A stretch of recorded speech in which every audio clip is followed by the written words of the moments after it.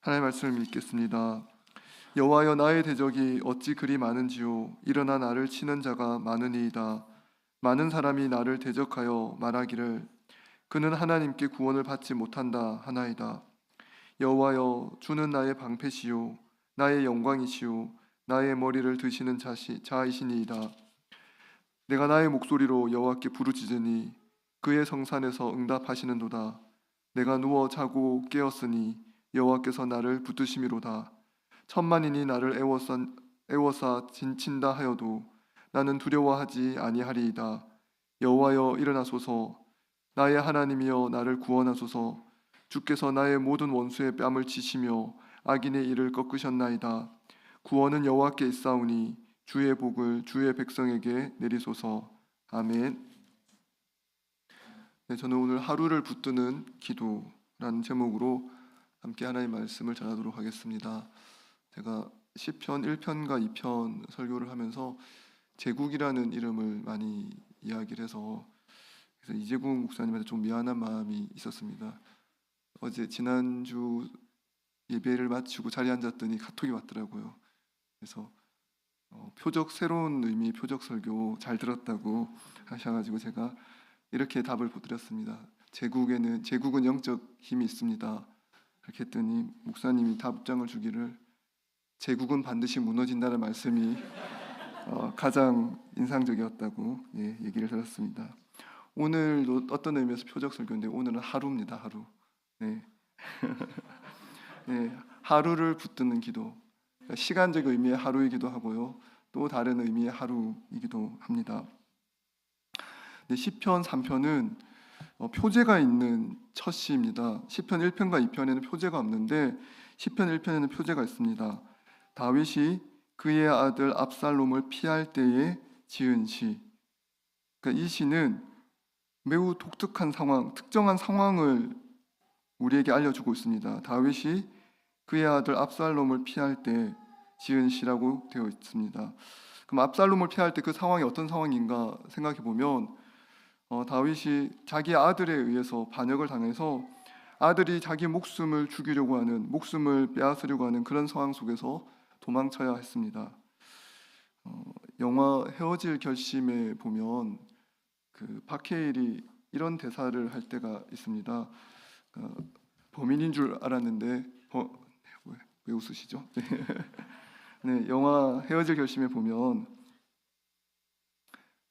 박해일이 이런 말을 할 때가 있습니다. 탕웨이가 범인이 아닌 줄 알고 도와줬다가 나중에 알고 보니 자기가 수사를 완전히 망쳤다라는 걸 알게 되죠. 그러면서 이렇게 얘기합니다. 저는 자부심이 있는 경찰이었죠. 그러나 여자에 미쳐서 수사를 완전히 망쳐버렸죠. 나는 완전히 붕괴되었어요. 라고 얘기를 합니다. 그 영화 속에 그 박해일이라는 형사가 가지고 있던 세계가 붕괴되었습니다. 왜 붕괴되었냐면 그 붕괴된 책임은 그 형사 본인에게서 찾을 수 있습니다. 본인이 용의자일 수도 있고 범인일 수도 있는 그 사람을 사랑해서 특정한 사실들을 다 외면하고 보지 않은 것이죠. 그 결과 자기가 살고 있던 세계가 붕괴되었습니다. 다윗이 압살롬에게 반역을 당한 이 사실, 다윗의 세계가 붕괴되었습니다. 정치적인 입지도 다 망가지고 왕으로서도 입지도 무너졌습니다. 마치 그의 세상이 붕괴된 것과 같습니다. 근데 다윗이 살고 있던 세상은 왜 붕괴되었습니까? 다윗으로 인해서 붕괴되었습니다. 다윗이 영적인 지도력을 상실하고 밧세바를 범한 이후에 그 가정에 있었던 영적인 권위, 성적인 문제에서 지속적으로 일어난 가정 안에서의 문제, 책임의 방관 등 다윗이 끊임없이 했던 그 잘못과 실수의 결과로 아들 압살롬이 아버지의 영적인 권위, 정치적인 권위를 다 인정하지 않고 그의 왕국을 무너뜨리고 그의 왕국을 빼앗으려고 한 겁니다. 그래서 다윗은 지금 도망치는 신세가 된 것입니다.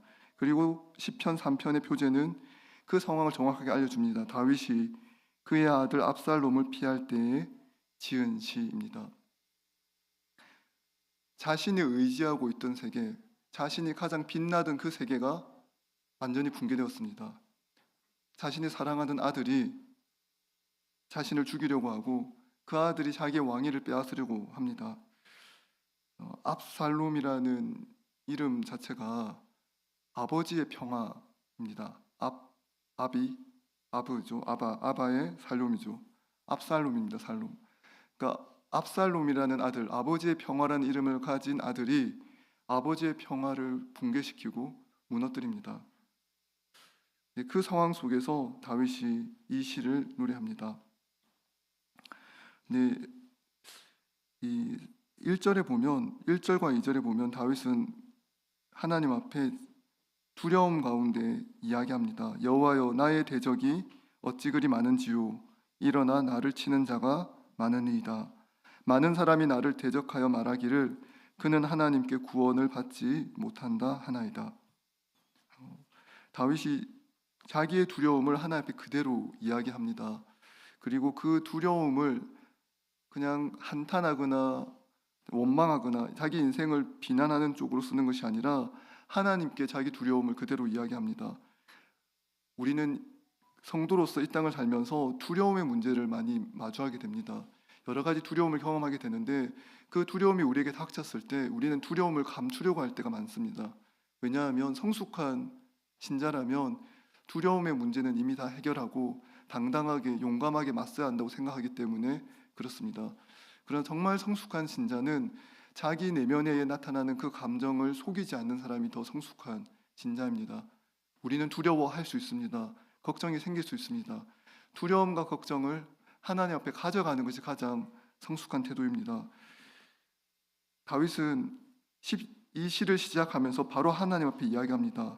여호와여, 나의 대적이 어찌 그리 많은지요. 이걸 다르게 얘기하면 우리는 우리의 식으로도 표현할 수 있을 것 같습니다. 하나님, 제 인생의 문제들이, 제 인생의 구멍은 왜 이렇게 많습니까? 저의 실수들은 왜 이렇게 많습니까? 저는 왜 이렇게 오늘도 실패할 수밖에 없습니까? 너무 많습니다. 저를 괴롭히는 자, 제가 스스로 잘못해서 일어난 문제들, 그 문제들이 너무 많습니다. 지금 나를 둘러싸고 있는 현실을 그대로 하나님 앞에 이야기하는 것입니다. 2절은 더 심각합니다. 이 상황 속에서 사람들이 하나님과 나의 관계조차도 의심하며 이야기합니다. 많은 사람이 나를 대적하여 말하기를 그는 하나님께 구원을 받지 못한다 하나이다. 지금 있는 상황, 지금 완전히 붕괴되어 있고 지금 완전히 왕권을 잃고 있는 이 다윗의 상황에 대해서 사람들이 이야기합니다. 사람들은 나의 실패에 대해서 말하기를 좋아합니다. 다른 사람의 실수와 실패에 대해서 말하기를 좋아합니다. 성공에 대해서 칭찬하는 것은 잠깐이지만 다른 사람이 실수하고 넘어진 것은 오랫동안 이야기할 수 있습니다. 그 사람이 실수하고 넘어진 것이 재미있는 이야기가 되고 그 사람의 실패가 마치 나의 성공처럼 여겨지기 때문에 그렇습니다. 그래서 사람들은 이런 이야기를 많이 합니다. 우리를 진정 힘들게 하는 것은 단순히 적이 물리적으로 많이 있다, 이 1절에 나오는 상황보다 더 힘든 건 2절의 상황입니다. 사람들이 나를 입에 올리기 시작하는 거죠. 그리고 그 입에 올리는 평가에 의해서 나의 삶이 흔들리는 것 같습니다. 나의 세계가 이미 붕괴되었는데, 내가 정치적으로도 붕괴되었고 내 삶이 완전히 망하게 되었는데 그것에서 끝나는 것이 아니라 주변 사람들이, 나를 따르던 사람들이, 나를 존경하고 좋아하던 사람들이 한마디씩 다 말을 거들기 시작합니다. 그는 하나님께 구원을 받지 못한다. 다윗은 하나님께 구원을 못 받을 것이다. 다윗은 완전히 망했다. 그는 완전히 끝나버렸다 라고 이야기하는 것입니다. 3절에 나오는 여호와는 나의 방패시오, 이 부분에 히브리어로 보면 한 가지 단어가 빠져 있습니다. 우리나라 번역에서는 그냥 여호와여 주는 나의 방패시오라고 되어 있습니다.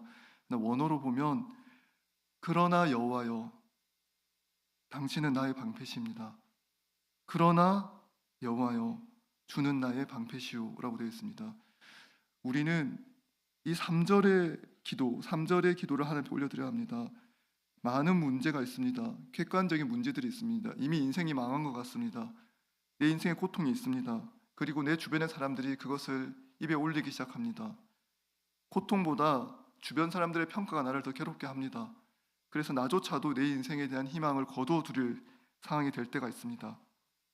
그때 우리는 그럼에도 불구하고 그러나 여호와여 주는 나의 방패시오 주는 나의 영광이시오 나의 머리를 드시는 자라는 고백을 할 수 있어야 합니다. 우리는 어떻게 이 고백을 할 수 있을까요? 이 고백을 하려면 살아계신 하나님을 진정으로 만날 필요가 있습니다. 우리의 눈을 들어 그 상황 가운데 더욱 하나님의 이름을 부르는 것입니다. 하나님을 의지하는 것입니다. 어거스틴은 시편 3편을 설교하면서 이 시편 3편에 있는 내용이 그리스도를 다 보여준다고 이야기를 합니다. 그러니까 1절에 1절에 나오는 나의 대적이 어찌 그리 많은지요 일어나 나를 치는 자가 많다는 것은 그리스도께서 붙잡히시고 십자가에 달리실 때 그가 보았던 현실이라는 것입니다. 예수님의 대적이 너무 많았습니다. 심지어 제자들조차 등을 돌렸습니다. 나를 치고 나를 칼로 찌르는 자들이 너무 많습니다. 그리고 많은 사람들이 예수님께 와서 네가 왕이거든, 네가 하나님의 아들이거든 스스로 구원하여 보라 이렇게 조롱했습니다. 그러나 하나님을 의지하며 끝까지 십자가에서 하나님 앞에 신실하게 자기의 고백을 올려드리는 예수님의 모습을 보게 됩니다. 우리가 인생에서 경험해야 할 것은 단지 고난이 없는 인생이 우리가 바라는 인생이 되어야 할 것이 아니라 고난의 인생 가운데 피할 수 없기에 나의 잘못이든 사회의 잘못이든 여러 가지 구조적인 문제이든 삶의 어려움은 닥칠 것입니다. 이 죄악 가득한 세상 속에서 고난과 고통은 반드시 우리에게 닥쳐올 것입니다. 그러면 성도로서 우리가 이 땅을 살아갈 때 고난과 고통이 없기를 바라는 것은 성경이 말하는 죄악이 가득한 이 세상 속에서 너무 많은, 너무 큰 기대, 잘못된 부질없는 기대일 수 있습니다. 성경은 오히려 고난과 고통은 우리 인생에 반드시 있을 것인데 고난과 고통이 닥쳐올 때 어떻게 할 것인가를 우리에게 가르쳐주고 있습니다. 어떤 사람이 복 있는 사람인가? 어떤 사람이 하나님의 복을 누리는 사람인가? 어떤 어려움도 겪지 않고 어떤 물질적인 어려움도 겪지 않고 정신적인 어려움, 질병, 육체적인 어려움도 겪지 않는 사람이 하나님의 은혜를 많이 받은 사람인가? 물론 그 사람도 많은 은혜를 받았겠으나 진정한 하나님의 은혜를 경험한 사람들은 고통과 고난 가운데 주님을 의지하는 사람, 고통과 고난이 닥쳐올 때 하나님이 나의 방패가 되시고 나의 영광이 되시고 나의 머리를 드시는 자인 것을 발견하고 고백할 수 있는 사람, 그 사람이 하나님께 진정으로 복을 받은 사람이 될 것입니다. 여기 나오는 여호와여 주는 나의 방패시오는 여기도 좀 빠진 단어가 있는데요. 여호와여 주는 나를 두르시는, 나를 감싸고 계시는 방패라는 뜻입니다. 우리가 방패가 두 가지 종류가 있죠. 그냥 내가 방패를 들고 적을 막는 방패가 있습니다. 또 하나 어떤 방패가 있나요? 우리가 영화나 이런 걸 보면 왕이나 중요한 인물들이 나아가면 주변의 병사들이 방패를 원형으로 둘러싸고 같이 진행해 나갑니다. 그래서 이 사람이 다치지 않게 지켜주죠. 그러니까 방향을 향해서 나아갑니다. 그런데 멈추지 않고 나아가면서 주변에 그 사람을 둘러싸고 있는 방패들이 그와 함께 나아갑니다. 여기 나와 있는 주는 나의 방패시오에서 나를 둘러싼 방패를 고백합니다. 여호와여 주는 나를 둘러싸고 있는 방패입니다. 그러니까 그냥 가만히 있는 방패가 아닙니다. 내가 혼자 내 힘으로 그 방패를 둘러싸고 있다가 내 힘으로 막는 방패가 아니라 나를 둘러싸고 있는 방패이면서 일정한 방향성을 가지고 있는 방패입니다. 어떤 방향성일까요? 이미 고난과 고통이 있습니다. 그 고난과 고통이 있음에도 불구하고 끝까지 주를 의지하는 방향입니다. 도망치지 않고 그 방패를 의지하여 나아갑니다. 주님께서 나의 방패가 되시기 때문에 그렇습니다. 다윗은 1절과 2절에 이 시를 지으면서 자기 인생을 돌아보았을 것 같습니다. 압살롬이 반역을 일으킨 건 압살롬의 잘못입니다. 하지만 지금 이 다윗의 왕국이 무너지려 하고 압살롬에게 사람들이 권력을 준 이 상황은 다윗의 잘못이 없다 말하기 어렵습니다. 결정적인 잘못은 다윗에게 있습니다. 다윗은 자기 인생을 돌아볼 때 대적이 왜 이렇게 많은가, 일어나 나를 치는 자가 왜 이렇게 많은가 라고 했을 때 마음 깊은 곳에 이 어려움이, 이 고난이 자기로부터 시작되었다는 것을 부정할 수 없었을 것입니다. 그러나 예수께서는 이 땅에 오셔서 자기로 인한 고난과 고통을 당하신 것이 아니라 타인을 위한, 다른 이를 위한 고난과 고통을 당하셨습니다. 그리고 그 고난과 고통 가운데 주님이 자신의 방패인 것을 경험하시고 주님이 자신의 영광인 것을 바라보시며 주께서 이 고난과 고통 가운데서 머리를 들게 하시는 분, 영광을 얻게 하시는 분인 것을 알고 있었습니다. 4절에 보면 그래서 이 고난과 고통 가운데 우리가 무엇을 해야 하는가를 4절은 보여줍니다. 내가 나의 목소리로 여호와께 부르짖으니 그의 성산에서 응답하시는도다. 이 4절의 시편의 3편 4절의 내용이 이 시편 3편에서 가장 중요한 대목이라고 할 수 있습니다. 고난과 고통이 닥칩니다. 나 자신에 대한 회의감, 나 자신에 대한 좌절감, 자책하는 마음이 나를 둘러쌉니다. 나도 나를 인정할 수 없고 나도 나를 부정하고 싶은 그 마음이 드는 그 순간, 나는 하나님께 기도할 수도 없고 하나님께 부르짖을 수도 없는 사람이라고 생각이 드는 바로 그 순간에 해야 될 가장 중요한 행동은 여호와 이름을 부르는 것입니다. 여호와께 호소하는 것입니다. 주님, 이런 나를 불쌍히 여겨달라고. 지금 나의 잘못으로 인해서 나의 왕국이 망하고 적들이 나를 둘러쌌으나 그러나 주께서 나의 방패가 되어주시고 나의 영광이 되어주시고 나의 머리를 드는 자로 저에게 서 계시니 제 목소리를 들으시고 응답해달라고 기도하는 겁니다. 다윗은 자기의 목소리로 여호와께 부르짖었습니다. 그리고 응답을 경험하죠. 4절에 보면 이렇게 되어 있습니다. 내가 나의 목소리로 여호와께 부르짖으니 그의 성산에서 응답하시는도다. 시편 118편 5절에 보면 이런 말씀이 있습니다. 내가 고통 중에 여호와께 부르짖었더니 여호와께서 응답하시고. 네, 이때 고통과 부르짖는 것이 바로 이어져 있습니다. 네, 실제로 우리 인생에서는 고통과 우리의 부르짖음이 잘 연결되어 있지 않습니다. 우리 인생에 고통이 닥치면, 우리 인생 가운데 고난이 닥치면 우리는 하나님께 부르짖기보다 이 고난이 닥친 상황에 대한 한탄, 원망, 다른 사람을 향한 비난이 생기기 훨씬 쉽습니다. 하나님을 향한 원망이 생기기 훨씬 쉽습니다. 고통 가운데 여호와께 부르짖는 것은 매우 훌륭한 태도입니다. 그러나 우리는 고통과 기도를 바로 연결시키지 못합니다. 인간의 죄악은 고통이 왔을 때 바로 연결시켜야 할 기도를 찾는 것이 아니라 고통이 닥쳤을 때 자기 자신을 불쌍히 여깁니다. 이런 나를 견딜 수가 없습니다. 심각한 자기 연민에 빠지게 됩니다. 그리고 다른 사람을 향한 원망, 하나님을 향한 원망을 가지게 됩니다. 내가 이토록 불쌍한데, 내가 이토록 고통당하고 있는데 다른 사람은 무엇하고 있는가? 하나님은 무엇하고 있는가? 나를 향한 지극한 자기 연민이 하나님을 향한 원망과 비난, 분노도 정당화시키고 다른 사람을 향한 비난과 원망도 정당화시키며 내가 스스로 인생을 포기하는 것조차 정당화시킵니다. 그러나 고난과 고통이 닥쳤을 때 스스로 자괴감이 드는 것이 당연한 상황 속에서 우리는 우리의 시선을 하나님께 돌리고 하나님의 이름을 부르며 하나님께 기도해야 합니다. 다윗의 위대함이 무엇이 있을까요? 다윗은 큰 죄악을 저질렀습니다. 인생으로 따지면 다윗과 같은 범죄를 저지르는 사람이 우리 가운데 과연 얼마나 있을까 싶을 정도로 다윗은 큰 죄를 저질렀습니다. 부하를 죽였고 부하의 아내를 취했고 그 가운데 거짓말을 하였고 자기의 도덕성을 근본에서부터 무너뜨린 사람입니다. 다윗의 위대함은 이런 죄 가운데 용서받았다는 것도 있겠지만 그 죄악에도 불구하고 하나님 앞에 나와 기도했다는데 그의 위대함이 있습니다. 그가 도무지 기도할 수 없는 사람이라고 자괴감이 드는 그 순간에 하나님의 은혜 가운데 그는 기도를 했습니다. 내가 나의 목소리로 여호와께 부르짖으니 그의 성산에서 응답하시는도다. 많은 주석가들은 이 성산을 성소가 있는 곳, 성전이 있는 곳으로 해석합니다. 성전에는 무엇이 있습니까? 성전에는 제사를 드리는 그 제단이 있습니다. 그곳에서 다윗의 죄를 대신하는 동물의 피가 흘려졌을 것입니다. 하나님께서 우리에게 응답하십니다. 죄악 가득한 우리의 기도를 응답하십니다. 어떻게 응답하십니까?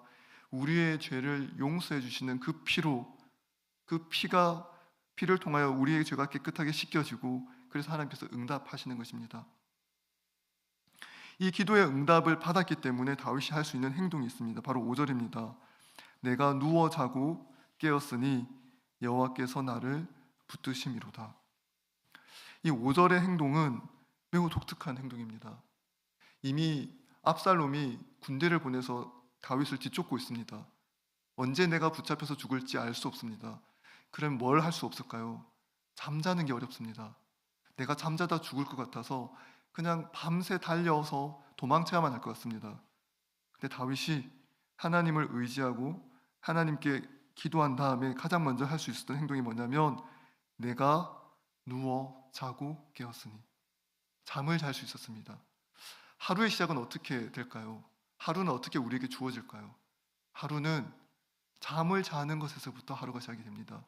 원래 히브리인의 관점에서 하루는 저녁부터 시작합니다. 그 저녁부터 그 다음날 저녁까지가 하루입니다. 하루의 시작은 누워서 자는 것입니다. 그 누워서 자는 것은 무엇이죠? 하나님을 의지하는 것입니다. 여호와께서 사랑하시는 자에게 잠을 주신다고 할 때 그 잠도 하나님을 의지하는 잠입니다. 내가 밤새 잠을 자지 않고 깨어서 일하고 수고해서 내 인생이 유지된다고 생각하는 사람은 잠을 잘 자지 못합니다.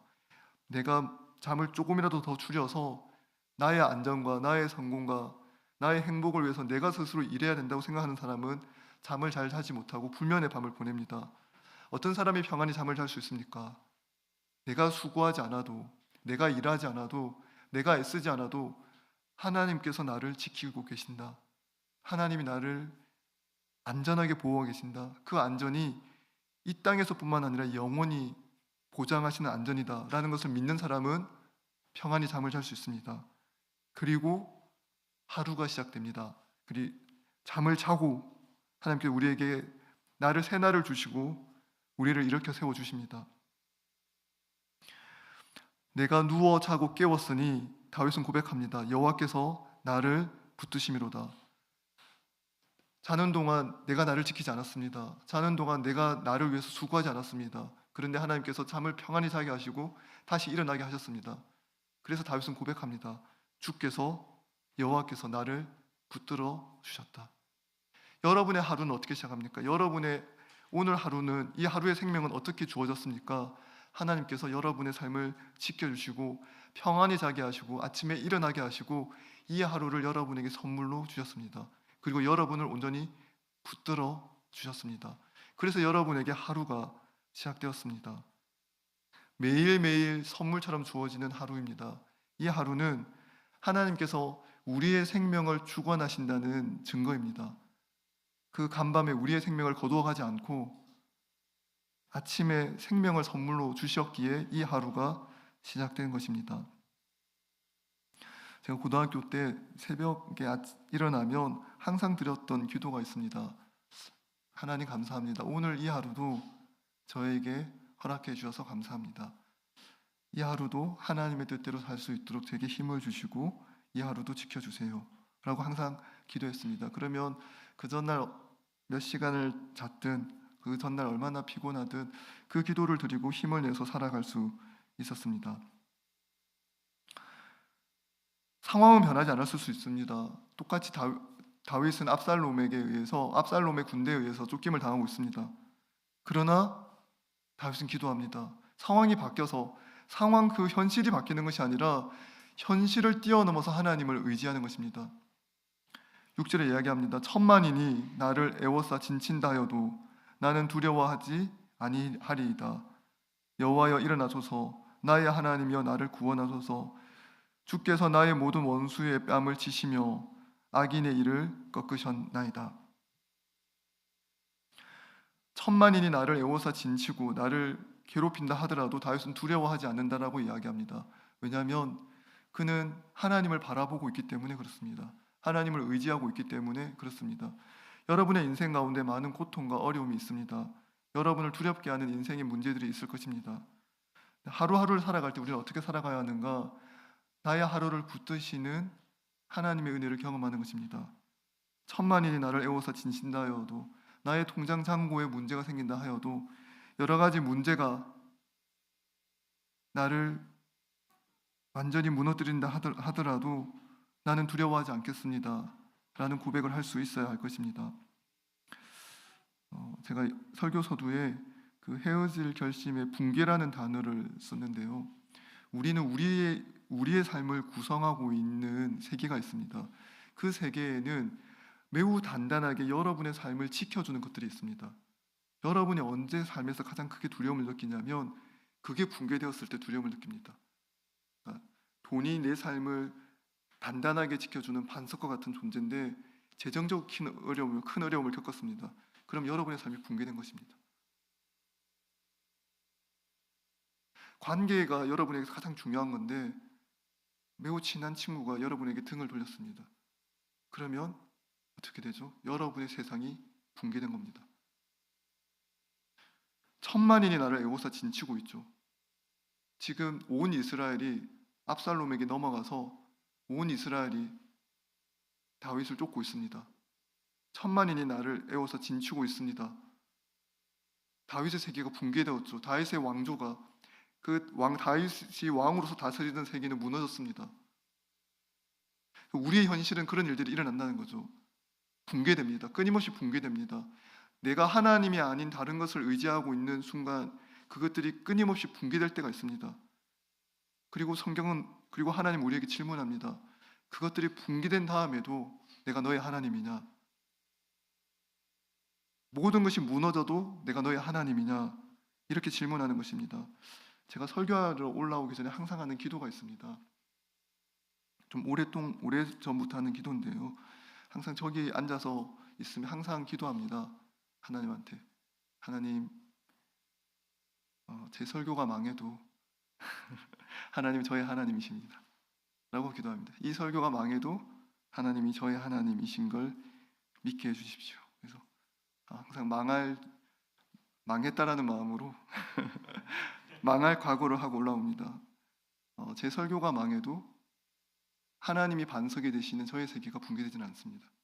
그런데 하나님이 아닌 다른 것을 의지하는 순간 제 세계가 붕괴될 것입니다. 좋은 설교를 하는 사람들의 주목을 끌고 인기를 얻는 좋은 설교를 하는 설교자로서 제 세계를 구축해 놓으면 설교가 망하면 사람들에게서 설교에 좋은 반응을 듣지 않으면 제 세계는 급격하게 붕괴될 것입니다. 제가 원하는 직업적인 이상 꿈들이 이루어지지 않으면 그걸 제 인생의 반석으로 삼는 순간 그게 이루어지지 않는 순간 제 인생은 붕괴되겠죠. 여러분의 인생이 붕괴되는 지점들이 있습니다. 끊임없이 붕괴되는 지점이 있습니다. 다윗은 인생의 붕괴를 경험한 사람입니다. 압살롬이 반역을 일으켜서 도망치고 있습니다. 그 가운데 지은 시가 시편 3편입니다.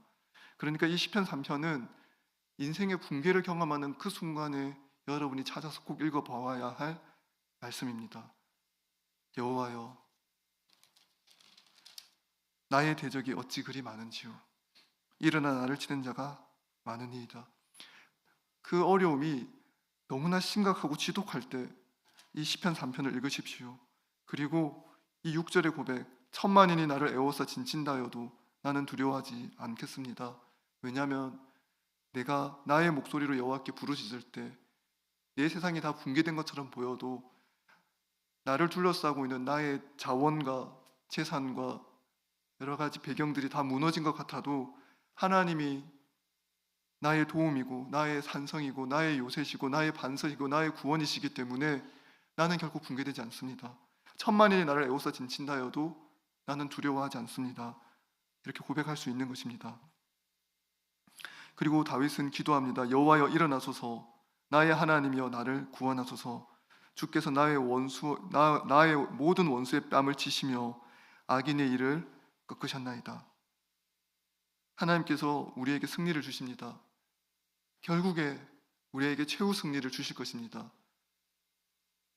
여러분이 사는 동안 인생에서 그렇게 극적인 일이 일어나지 않을 수도 있습니다. 그러나 우리는 믿습니다. 하나님의 최후의 심판이 있고 하나님께서 우리의 인생을 받아주시고 우리의 인생을 향하여 잘했다 인정해 주실 것입니다.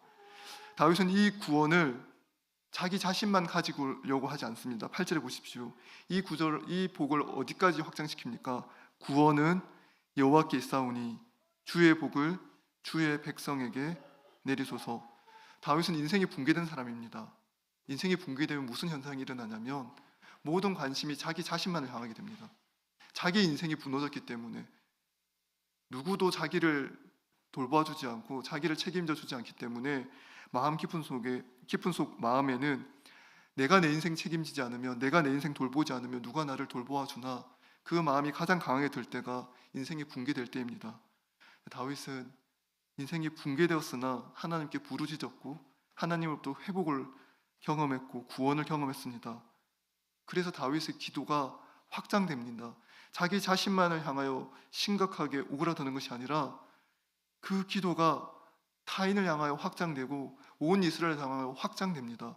그래서 자기가 받은 은혜를, 구원을 다른 사람을 향하여 나눠줄 수 있는 그 마음으로 변화되는 것입니다. 끊임없이 죄는 우리를 자기 중심적으로 만들고 타인을 향하여 무관심하게 만듭니다. 그러나 은혜는, 하나님의 구원은 어떻게 만듭니까? 끊임없이 자기 중심적으로 살아가는 우리를 붙드셔서 다른 사람을 사랑하고 이웃을 사랑하고 교회 공동체를 사랑하며 기도할 수 있도록 우리를 변화시켜 주십니다. 구원은 여호와께 있사오니 주의 복을 주의 백성에게 내리소서. 함께 이 말씀으로 같이 기도했으면 좋겠습니다. 구원은 여호와께 있사오니 주의 복을 주의 백성에게 내리소서. 주께서 나를 붙드심이니이다. 주께서 이 하루를 붙드시고 내게 생명을 주시기에 내가 오늘도 이 하루를 살 수 있고, 하나님께서 내 생명을 붙들고 계시기에 이 하루를 살 수 있다고 고백하는 저와 여러분이 되었으면 좋겠습니다. 함께